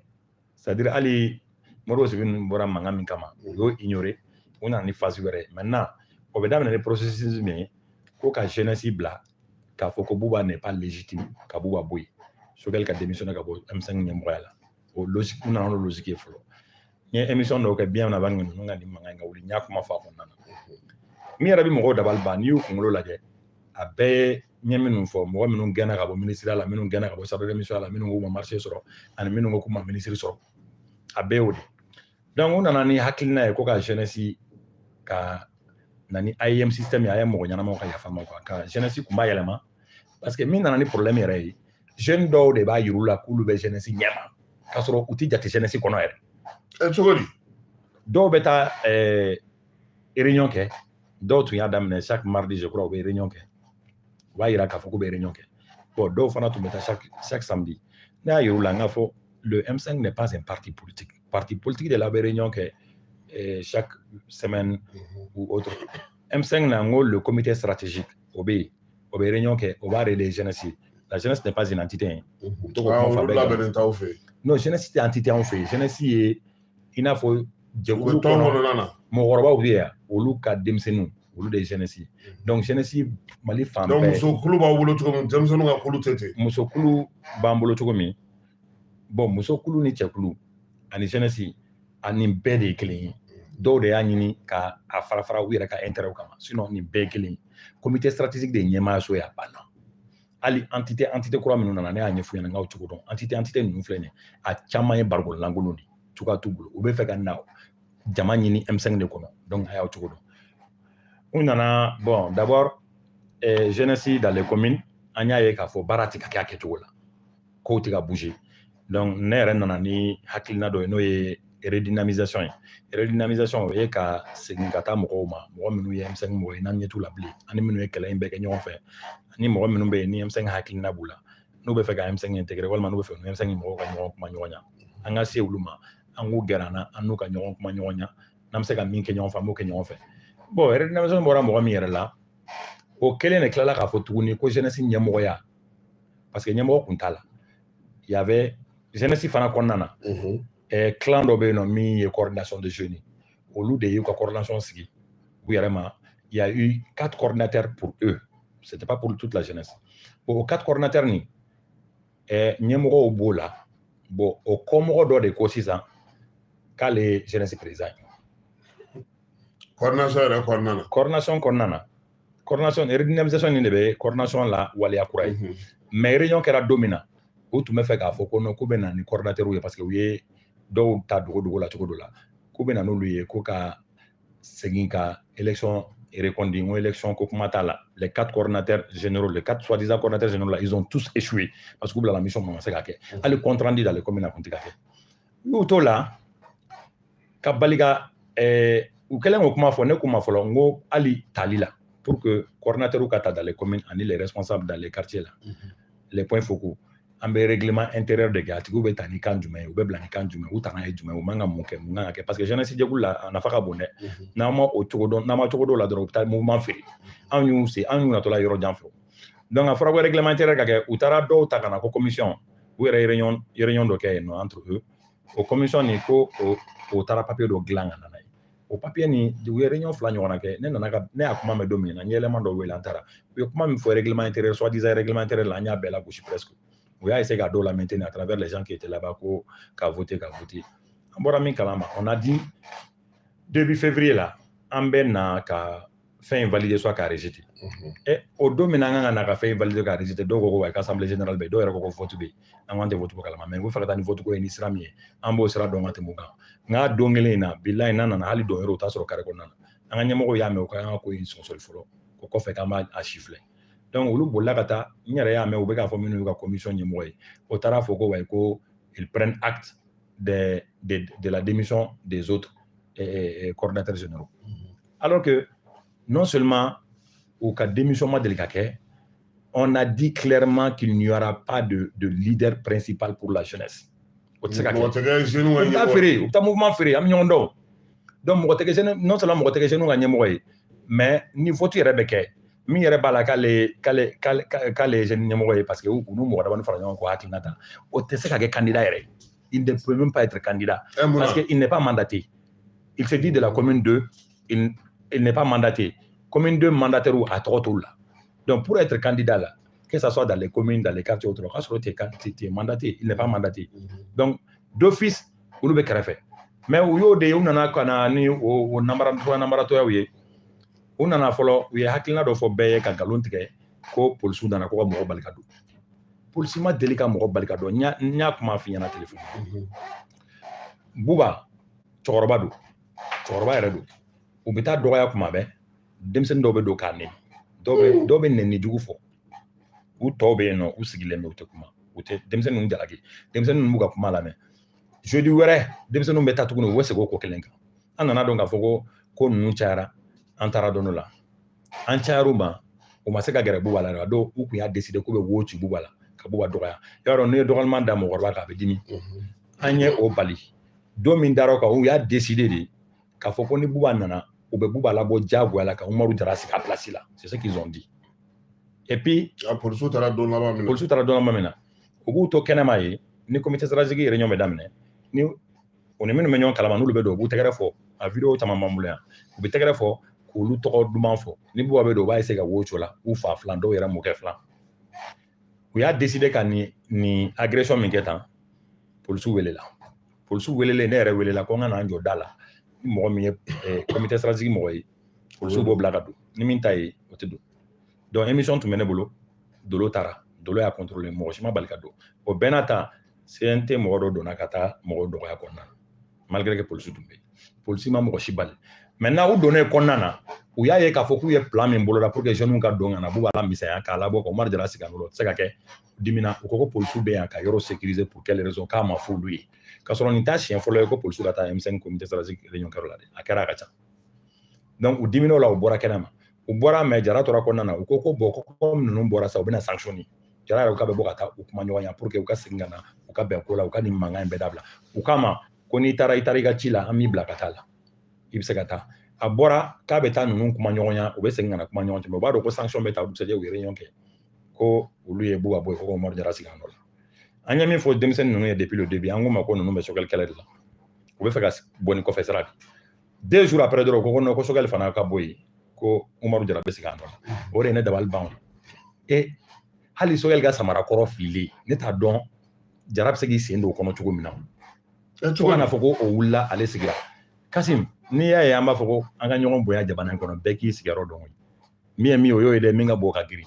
ninnu jɔn de bɛ min bɛ se ka comparer Sogɛli la avant tout Sogɛli c'est le premier ministre de tous les Maliens a bɛ jamana bɛɛ de ka baara la o ni respect de ka kan mɔgɔ tɛ se ka kɛ aw ka tɔn kɔnɔna la o gestion est-ce que n'ale tun yɛrɛ sɔnna ka i sen bɔ o la a tun tɛ don ni kɛlɛ in na o a da t'o gestion na dɛ hali a ta k'o kalama n m'a fɔ a kibaruyaw tɛ fɔ a ye dɛ ni mankan yɛrɛ wulila ka sɔrɔ Sogɛli man kɛnɛ kɔsa in na a t'a kalama yɛrɛ a nalen kɔni a bɛ écho mɛn a bɛ kuma mun na ni problème ye c'est-à-dire Sogɛli qui est premier ministre n'o da yɛrɛ tɛ M5 ko la u bɛ to ka taa M5 ko ta k'a sara o de la u b'o wele o téléphone de la k'a fɔ k'u b'o problème f'a ye a tɛ téléphone ta u bɛ yala n'o kuma de k'a t'olu ka téléphone ta a t'olu ka téléphone ta ni min bɛ fɛ ka i ka kuma ɲɛfɔ kɛ walima ni min bɛ fɛ ka ko dɔ ɲagami walima ni min bɛ fɛ ka ko dɔ banamini walima ni min bɛ fɛ ka ko dɔ kɛ ni bangɛrɛw ma u b'a fɛ k'a bɛ tɛmɛ ni Sogɛli olu kɛlen tɛ o Kasim ne tɛ mɔgɔ yɛrɛ dɔn k'a fɔ ko i bɛ Sogɛli sɔrɔ téléphone na sisan i n'a fɔ kɔrɔlen parce que baara ka ca bana côté la repos dira a ma fɔra k'i mabɔ téléphone na yɛrɛ ko in bɛɛ problème y'o de ye Sogɛli tatɔla ye mɔgɔ de bila place la n'o ye Buba ye par intérim Buba ka problème gérer donc Buba aw tɛ se k'a fɔ o Buba kɔnɔ min nana problème gérer la mɔgɔ min bɛ primature kunna n'a ye premier ministre ko fo aw ka to k'o de wele ka M5 kungo ni M5 problème foyi o de la u bɛ tɔgɔ tiɲɛ na mais Amara nin yɔrɔ la n'i ye maître Tall ninnu ka sortie jateminɛ surtout u ka kumaw la an bɛ se ka minnu ta ko olu bɛ se ka fɔ mɔgɔw ɲɛna k'a sɔrɔ an ma don mɔgɔ si ka gasi la o ye k'a fɔ bi aw ka jɛkulu ye 11 ye 11 na fanba o bɛ olu nɔfɛ o ye 7 ye tɔ 3 minnu bɛ yen olu tɛ se ka décision ta k'a fɔ k'u bɛ Sogɛli to M5 la ko la u y'a wuli ka bɔ yen ka Imam Umaru Jara bila a nɔ na a kɛra Jara a kɛra Tall ye o u bɛɛ ka jɛkulu yɛrɛ kɔnɔ mɔgɔ min bannen b'u ye nin hakilina la o de ka ca ni mɔgɔ min nɔfɛ cogo ka bɔ yen o bɛ ka jɛkulu fɛn o fɛn fɔ a jɛkulu kelen tɛ yen ko o jɛkulu majorité b'u nɔfɛ a tɛ yen n'an k'an bɛ exemple ta yɛrɛ fɔlɔ n'i ye EMK ta k'a lajɛ EMK mɔgɔw u ɲininka mɔgɔ minnu bɛ EMK la a cayara a man ca yɛrɛ mɔgɔ damadɔni mais n ko Kadɛri ye EMK ye Ikasa tɛ EMK ye Buba yɛrɛ ye EMK ye u tun bɛ k'u jigi da mɔgɔ wɛrɛw minnu kan olu bɛɛ ye EMK de ye EMK jeunes ɲininka EMK sifinnamɔgɔ i ka EMK yɛrɛ regroupement mɔgɔ ɲininka ko minnu kun ye hakilina kelen u tɛ hakilina kelen o fɛn o fɛn bɛ parti min yɛrɛ la u yɛrɛ ka jɛkulu mɔgɔw bannen don bibina a jɛkulu dɔw yɛrɛ mɔgɔw ko k'u bɛna déclaration kɛ bientôt k'a yira k'a fɔ ko ninnu bɛ hakilina min na olu t'o hakilina la a bɛ se k'a fɔ mɔgɔ jumɛn b'aw nɔfɛ d'abord ni ko i bɛ kow jateminɛ fɔlɔ yɛrɛ commune 6 de bɛ Bamakɔ yan nɔ quartier caman bɛ yen nɔ région caman bɛ yen ville caman bɛ yen M5 bɛ minnu kɔnɔ mɔgɔ kelen tɛ yen région kelen tɛ hali commune kelen tɛ min mɔgɔw b'u nɔfɛ jeune minnu bɛ commune na n'a mɔgɔw b'u nɔfɛ a dɔw ɲininkara u ka fɔ k'olu b'an bolo u ko k'olu taara mɛ k'olu ma taa commune tɔgɔ la u tɛ commune représenter parce que u siranna entité bɛɛ b'u nɔ na entité bɛɛ b'a nɔ la n kɔni ye Gawukaw ka lettre n ye Segukaw ka déclaration mɛn Segukaw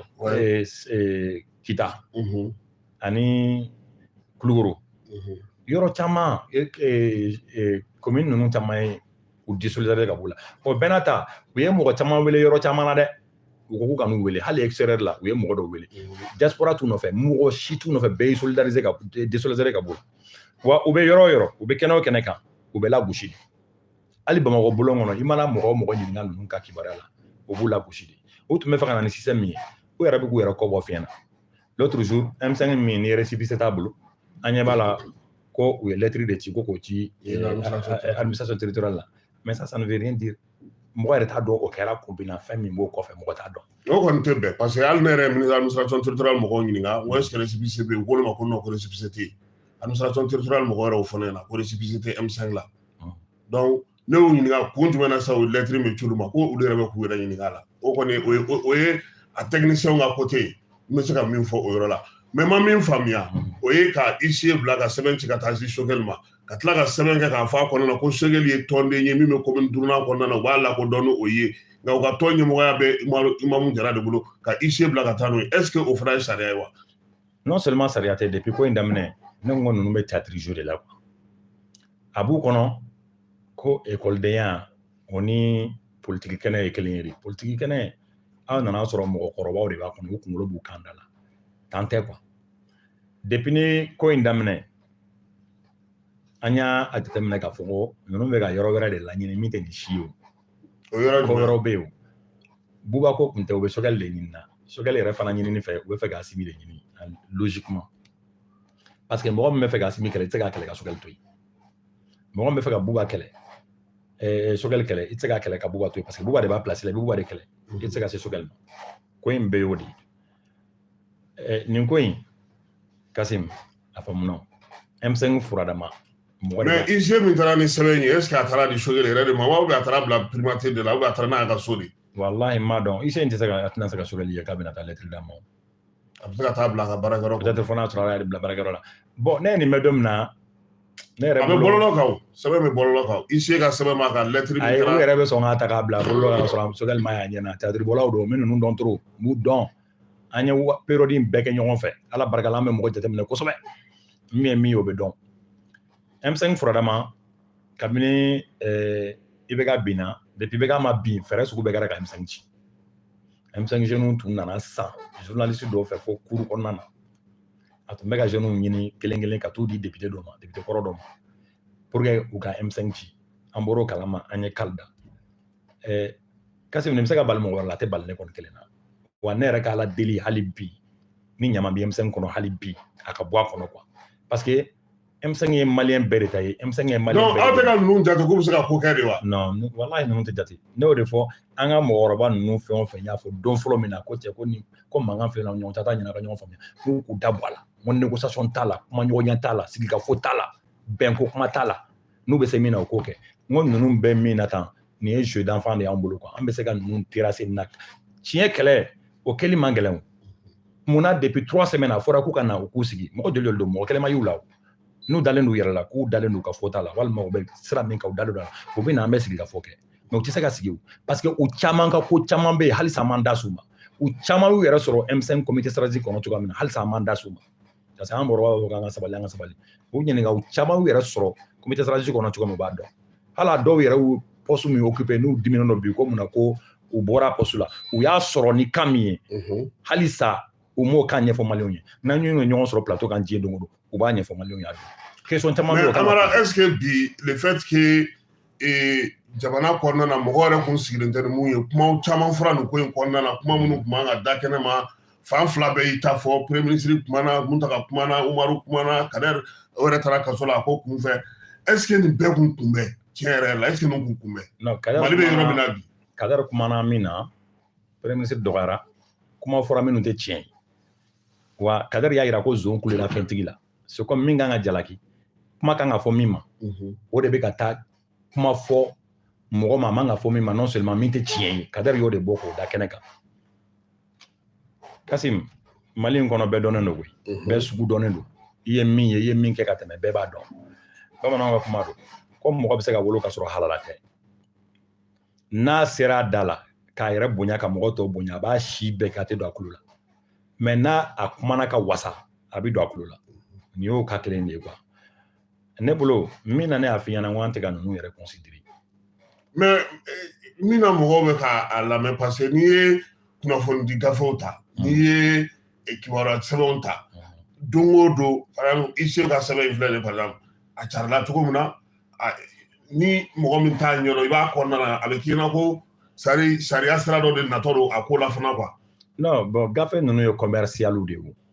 n'i ye commercial tɔgɔ mɔgɔ bɛ jago de kɛ wa. n ko gafew i n'a fɔ journaux ninnu ye commercial de ye n'i ka an b'a feere k'a mara an b'an ka journal feere dɛ. ne ka mot de ma o tɛ se ka jalako la o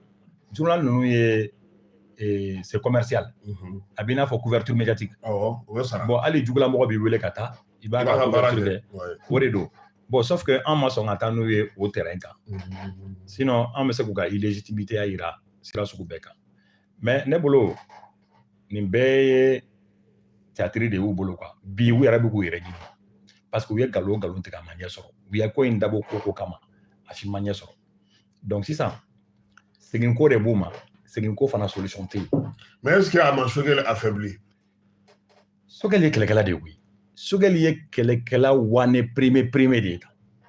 maa min sɔn n'o kɛlɛ la fɔlɔ. ayi Sogɛli furadama tɛ kɛlɛ kɛ a bɛ ko min na o i bɛ ka tile nin o ye exemple y'an bolo ale i bɛ ka sutura k'a dɛmɛ k'a soutenir sira bɛɛ kan wa hali a bɔlen ministère la ko k'a ta kɛlɛ malgré que o tun bɛ ka fɛɛrɛ sugu bɛɛ kɛ ka taga enquête k'a ka yɔrɔ la awɔ k'a ta kɛlɛ fɔlɔ o tant que a ka mandat ma ban a ka mandat bannen a i bɛ ka lataw mɔgɔ si tun ma sigi n'a ye Sogɛli ye kɛlɛkɛla wane yɛrɛ de c'est un homme aguerri mais ninnu tɛ Sogɛli ka kɛlɛ ye an ka y'o de fɔ ne b'o f'i ɲɛna an y'o fɔ kɔrɔbalen ninnu yan an ko k'u sen bɔ a la i t'u ye plateau kan u tɛ kuma o n ko nin ye jeu d'enfant de y'an bolo nin y'an ka terrain de jeu de ye quoi ni kɛlɛmisɛnnin est ce que bi normalement mun ta ka ni Sogɛli tun kan ka fɔ ɲɔgɔn kɔ nin ko kama tiɲɛ yɛrɛ la politique sira yɛrɛ fɛ. non c'est à voir est ce que Mutaga tun kan ka fɔ Sogɛli ko nin ko ninnu na parce que ale de bɔra ka kuma Sogɛli ma bɔ ka kuma ale kan et puis a digira Sogɛli la dɛ k'a fɔ kuma in o ma digi Sogɛli la dɛ min digira Sogɛli la Mutaga sera k'a yɛrɛ sɔrɔ ninnu nɔfɛ cogo min na a ko Mutaga ye politicien ba de ye Mutaga bɛ bɔ duba de kɔnɔ Mutaga n'est pas n'importe qui ko Mutaga man ka ye nin ko ninnu na k'a fɔ Mutaga ye min fɔ o tɛ dɛ Sogɛli t'o jate yɛrɛ wa kɔlɔlɔ yɛrɛ tun bɛ se ka bɔ o la mais a ko de ko Mutaga tɛ mɔgɔ denni ye Mutaga man ka ye nin ko ninnu nɔfɛ quoi ko Mutaga man ka ye ninnu nɔfɛ Sogɛli bɛ ko in kalama depuis a daminɛ depuis ni a daminɛ Sogɛli b'a bɛɛ kalama réunion tun bɛ kɛ yɔrɔ min na réunion tun bɛ kɛ mɔgɔ minnu fɛ u bɛ ɲɔgɔn ye cogoya min na Sogɛli b'a kalama plusieurs mois san'a ka daminɛ donc mɔgɔ dɔw tun yɛrɛ sɔrɔ a kɔnɔ kun tɛ pour que ani président ka fɔ ɲɔgɔn kɔ a ka bɔ premier ministre la olu k'u sago sɔrɔ laɲini y'o ye laɲini siraw ka ca parce que mɔgɔ ninnu fana u caman bɛ yen u ni mɔgɔ sugu bɛɛ bɛ ɲɔgɔn ye olu bɛ don bɛɛ kan u bɛ bɔ ni bɛɛ ye donc u yɛrɛ bolo k'a fɔ ko dabiri min tun bɛ kɛ kɔrɔlen o de bɛ se ka kɛ ala barika la anw n'an hakili bɛ ɲɔgɔn fɛ Sogɛli ye mɔgɔ ye a kunkolo b'a kan da la mais Sogɛli ka entourage fana mɔgɔw dɔ minnu bɛ kow laɲini kuma bɛɛ u bɛ kow boloda kuma bɛɛ parce que n'a bɛ jɛkulu la an y'o jateminɛ depuis 2018 yan fan fɛ n'a bɛ jɛkulu la depuis 2017 disons n'a bɛ jɛkulu la ni e y'an ka ɲɛmɔgɔ ye an bɛ ceinturon de kɛ autour de toi parce que u b'a ɲini k'e de déstabiliser pour que ka jɛkulu ci bon e déstabiliseli fɔlɔ a sira fɔlɔ ye min ye u b'a ɲini ka jɛkulu infiltrer n'u y'a infiltrer u b'a récupérer n'u ma se k'a récupérer u b'a détruire donc a détruire bɛ kɛ ni jeunes ka sira de jeunes de bɛ san joona o de y'a to n ko ɲɛmɔgɔ tɛ se ka kɛ jeunesse la jeunesse don fɔlɔ anw de y'a sigi M5 jeunesse a don fɔlɔ n ye kuma fɔlɔ min bɔ n da n kan ka na ɲɛmɔgɔ k'a la parce que an ye jɛkulu kɛ k'a ta san hakɛ dɔ la ka na se bi ma jɛkulu fɛn o fɛn bɛ ci jeunes de b'a ci wa jɛkulu fɛn fɛn bɛ sigi sen kan jeunes t'a sigi sen kan dɛ mɔgɔkɔrɔbaw de b'a sigi sen kan jeunes bɛna don a kɔnɔ mais jeunes de bɛ a feere n'an k'an bɛ liste ta bi k'a sɛbɛn mɔgɔ minnu y'an tɛ a banna feere bɔ kɛra minnu ta kalama bɔ ma kɛ minnu ta kalama a bɛɛ n bɛ se k'a fɔ 99% bɛɛ jeune. Donc i bɛ joli mun gino ma parce que o ko dungo juguya ni yurugu sira fɛ ko 86 ko denmisɛnninw de ka talon ka di a ko la kosɛbɛ. Non o ye tiɲɛ denmisɛnninw de ta ka di dɛ denmisɛnninw de ta ka di e ye mɔgɔkɔrɔba ninnu caman na u tɔgɔ jugu bɛ f'u kɔfɛ an tɛ se k'o tɔgɔ jugu fɔ parce que an n'u jɛra i ni mɔgɔ min jɛra i fa fila a bɛ conseil min d'i ma kuma bɛɛ i janto jamana la parti b'a bolo a ma deli k'a fɔ i ka don a ka parti la a ma deli k'i bila sira jugu kan wa hali ni mɔgɔ bɛ ɲɔgɔn na n'i ye dɔ fɔ mɔgɔ ma a b'i wele ka na nin dabila ala barika la ne ni mɔgɔkɔrɔba ni fɛn fɛn ɲɔgɔn na ala ka hinɛ Sumayila ala ka hinɛ Jibiri Tangara la ala ka hinɛ Kalifa Dunbiya ninnu na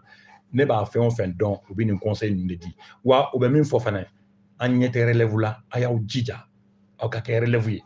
mɔgɔ minnu yɛrɛ ala ka yafa ma u ser'u sa dingɛ da la n'u bɛ ka jɔrɔ ni jamana ye anw minnu jeunes an tɛ ka jɔrɔ ni jamana ye ne ni dɔ kumana la dernière fois o y'a yira ne na k'a fɔ ko n'aw bɛ changement ɲini na il faut être acteur du changement pour que changement ka se ka lawaleya o ye jumɛn ye aw minnu bɛ wuli ka jɔ la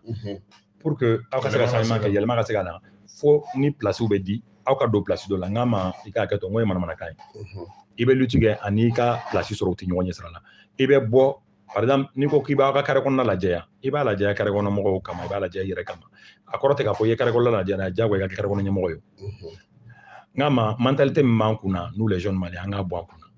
n'an bɛ jeunes fana fara ɲɔgɔn kan dorénavant an ka jeunes sugu bɛɛ fara ɲɔgɔn kan an ka na ni commerçants ye an ka na ni opérateurs économiques ye an ka na ni menuisiers ye an ka na ni soudeurs ye an ka na ni geribudenninw ye jeunes sugu bɛɛ dɔ ka don jɛkulu la o de bɛ jɛkulu sinsin mais n'a ye jeunes bɛɛ kɛ école kɔrɔ minnu ka diplôme b'u bolo n'u ma baara sɔrɔ walima école kɔrɔ minnu banna école ma hali u ma DEF sɔrɔ walima carré kɔnɔ jeunes minnu bɛ deli ka nɛni ni dabayaw kɛ olu fara ɲɔgɔn kan k'aw bɛ ko laban k'aw bɛ ko dɔ dilan o tɛ se ka kɛ ko laban ta ye quoi mais M5 ko in a problème nana kɛ mun ye min na n k'i ma n ko ninnu filɛ nin ye hali c'est à dire u ka kokɛta ninnu tɛ hali an na jɔrɔ fitinin Amara hakili sigilen don nin ko in na dɛ wallahi ne hakili sigilen don ko in na kosɛbɛ n'a bɔra la dernière fois Musa Temine ne wele a ka yɔrɔ kan u ye déclaration fɛn fɛn kɛ u ye kuma fɛn fɛn kɛ wallahi ma kɛlɛ lamɛn parce que ne bannen d'u ye kasi bi m'an bila ni mankan na bi m'an bila ni kɛlɛ la a caman de kɛra anw ɲɛna mais e ka tila dɔrɔn i ka capture d'écran kɛ dɔrɔn a kɛra ka déclaration a kɛra ka point de presse i ka kunkolo lajɛ kelen kunkolo kelen o kelen fɛn dɔ bɛ se ka sɛbɛn a kɔrɔ dɔ diminen don a ma ministériya sɔrɔ dɔ diminen don a gɛlɛn ka bɔ chargé de mission la dɔ diminen don ministériya ma d'u ma dɔ diminen don a ma marché sɔrɔ dɔ diminen don a ma baara sɔrɔ o dɔrɔn de don mɔgɔ kelen t'u la k'i bɛ se ka kala tugu min na ko nin bɛ ko dɔ kalama mais est ce que aw bɔlen n'aw ka sokɔnɔminɛnw ye kɛnɛma tan cogo la o tɛna mɔgɔw yɛrɛ dɔw tɔ ɲugu politique ko yɛrɛ la wa bon nin tɛ politique ko ye nin ye jogo ko de ye bɛɛ ni jogo de don an ma bɔ ni sokɔnɔfɛn ye o an ye lutte kɛ an ma mɔgɔ jogo fɔ an ma mɔgɔ ka kɛta fɔ kuma min na de u bɔra ka bankan caya Kadɛri bɔra ka dan kɛra a la Kadɛri bɔra de k'a bɛɛ nkalontigiya k'a jira ko nin fɛn fɛn fɔra nin si tɛ tiɲɛ ye wa a y'a jira fana ni min ma sɔn ale ta ma i bɛ bɔ ka na sinon anw ka politique kɛlɛ ma se ka bɔ ni mɔgɔ ye o ala barika la d'autant plus que an ni mana bila ɲɔgɔn na politique sira kan cogo cogo an tɛ n da don i ka vie privée la an tɛ jugu nkalon da i la an tɛ fɛn si f'i ma min tɛ tiɲɛ ye quoi an t'a ɲini yɛrɛ k'i kɛlɛ sira wɛrɛ kan a dan ye politique kɛnɛ nin de Amara bɛ maaw fɛ maa minnu bɛ hakili jagabɔ kɛ parce que hali waati dɔ la n'a ni Sogɛli ye ɲɔgɔn sɔrɔ a b'a fɔ ko jeunes minnu bɛ yen k'i b'a fɔ k'i bɛ hakilina don kunkolo la yɔrɔnin kelen minnu bɛ yen n'olu bɛ to ka u yɛrɛ ka conviction u b'a défend Sogɛli ko kɛ e b'o mɔgɔw fɛ e yɛrɛ ɲɛ bɛ transition tɔ la cogo di bon sani n ka transition tɔ in ye transition ka na ka se bi ma ne ɲɛ t'a la sira ɲuman kan an ye dɔ kɛ dɛ fɛn caman ɲɛnabɔra c'est comme sisan nɔ n'i ka so tun bɛ kɛba bolo k'a jɔ i n'a bɛnna 3 étages kan san 7 kɔnɔ a ma hali kɔgɔ kori ne nana ne k'i ma i k'a dɛmɛ ne bɛ se k'a jɔ san 3 kɔnɔ o san 3 kɔnɔ o le kɛ ne fana ka 3 étages jɔ n ye clôture dɔrɔn kɛ n ye dɔ kɛ mais laɲini ma sabati dɛ an ye mun fɔ M5 na depuis coup d'état ma kɛ bɛ k'a la min ka ɲi yɔrɔ min k'o bila de mettre les personnes qu'il faut là où il faut n'importe quel pays au monde en crise a bɛ yiriwa ten de i bi c'est à dire ATT kun nana n'a système ye waati la a ɲɛna bolo ko a ko ka di ye o a ko man di ye o i b'ale fɛ o hali n'i tɛ fɛ k'ale ye ɲɛ la e bɛ se ka baara min kɛ o de bɛ d'e ma i b'o baara kɛ jamana kama bon ne bolo dorénavant an ka taa n'o logique ye mɔgɔ min ka ɲi yɔrɔ min bɛ baara min ɲɛdɔn an k'o ta k'o bila ye a kɛra gouverneur ko ye o a kɛra préfecture ye o a kɛra ambassadeur ye a kɛra consul ye o a kɛra baarakɛyɔrɔ juste ninnu fɛn o fɛn ye an ka mɔgɔ bila ye min ka yɔrɔ min n'i y'a ye gɛlɛya b'an da la bi courant ko problème filɛ nin ni transition tun y'a ko ta ni sɛbɛ ye depuis a daminɛ ka na se bi ma courant kun tɛ kɛ tan parce que hali groupe minnu yɛrɛ kɛra groupe kolon ye n'olu tun bɛ ka marché bi kun t'an sɔrɔ nin na carburant minnu ɲagamina n'olu tun ma ɲagami bi kun t'an sɔrɔ nin na o bɛɛ kɔlɔlɔ ye mun ye on devrait mettre la personne qu'il faut là où il faut min ye transition ka ko nataw ye hakili la transition ye hali bi a ma tiɲɛ a bɛ se ka récupérer parce que transition blocage bi côté min na bɛɛ b'a dɔn maliyɛn bɛɛ b'a dɔn mɔgɔ ti da s'a ma blocage bi côté min na mɔgɔ minnu ka côté fɛ o dɔn na parce que partenaire fila de bɛ yen M5 kɔni tɛ donc blocage bi côté min na a bɛ se ka régler yen nɔ a régleli ye mun ye n ye min fɔ n bɛ segin o kelen de kan mɔgɔ ka bila o place la min ka ɲi yɔrɔ min f'an k'a dɔn fɛnɛ k'a fɔ politiki mɔgɔ o ka baara ye politiki ye sɔrɔsi o ka baara ye kɛlɛ ye bon jagokɛla o ka baara ye jago ye journaliste o ka baara ye kuma ye i tɛ se ka menuisier ta cogo si la ka taa bila mécanicien ka baara la k'a bɛ se k'a kɛ i tɛ se ka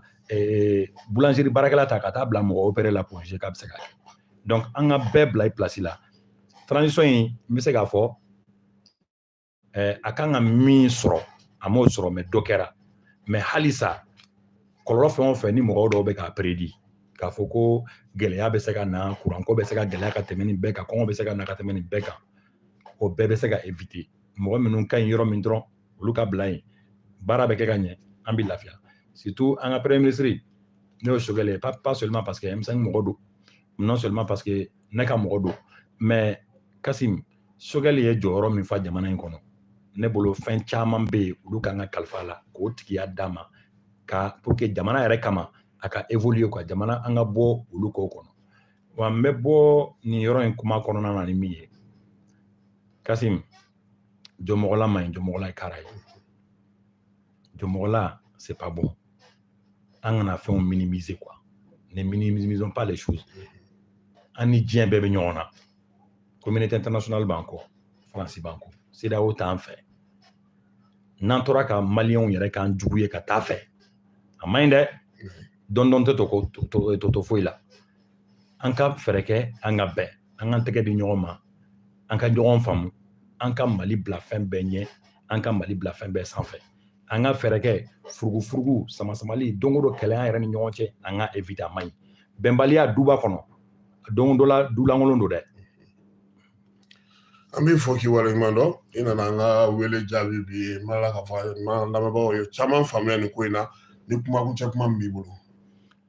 kumakuncɛ kuma min bɛ n bolo n bɛ i fo k'i baara ɲɔgɔn bɛɛ fɔ k'i lamɛnbagaw fo ka an ka ɲɛmɔgɔ fo n'o ye an ka premier ministre Sogɛl Kokala Mayiga ye ka jamanakuntigi fo n'o ye Asimi ye ka M5 RFP jama bɛɛ fo ka an ka cɛba an ka wara Kadɛri n bɔra Kulukoro sisan ka Kadɛri fo kosɛbɛ ka yira la ko maliyɛn bɛɛ b'a kɔ maliyɛn bɛɛ b'a kɔ maliyɛnw y'a yira jamana kɔnɔ u y'a yira jamana kɔ kan k'a fɔ k'u b'a kɔ u b'a soutenir u b'a kɔ bi u b'a kɔ sini o ye n ka kumakuncɛ kuma ye Amara Bacili an yɛrɛ b'i fo k'i waleɲuman dɔn maa minnu kun sɔgɔlen don an ka jɛmukan kɛnɛ kan na bi samedi dɔ in na kalo tile 16 sunkalo fana tile 6 k'aw yɛrɛ fo Keba Jalo ale tun bɛ yan k'a bila bɔlɔlɔ sanfɛ min ye Amara Nuhun Keyita ye ale y'a bila YouTube kan aw bɛɛ bɛ se k'a sɔrɔ cogo min na n'Ala sɔnna a ma an na ɲɔgɔn sɔrɔ yan sini nɛgɛ kanɲɛ 19 kibaruya wɛrɛ minnu mana na sɔrɔ tile kɔnɔna na ni u ka girin an na olu da aw ma nɔbɔli fɛ nka n'a bɛ se ka kɔnɔli kɛ an b'o bila olu ka si dugu ka jɛ u ka toli ka mɔ ka se ka u bila aw ɲɛ sini ni Ala n'a kira sɔnna a ma Amara Bacili Ala ka tile yɛrɛ cɛ Ala ka sunkalo timɛ ko ɲuman na musaka tɔ bɛɛ lajɛlen nɔgɔya an bɛɛ lajɛlen a k'an bɛn sini ni Ala sɔnna a ma. Cɛ ni jamu b'a den an ka jamu fɔ ɲini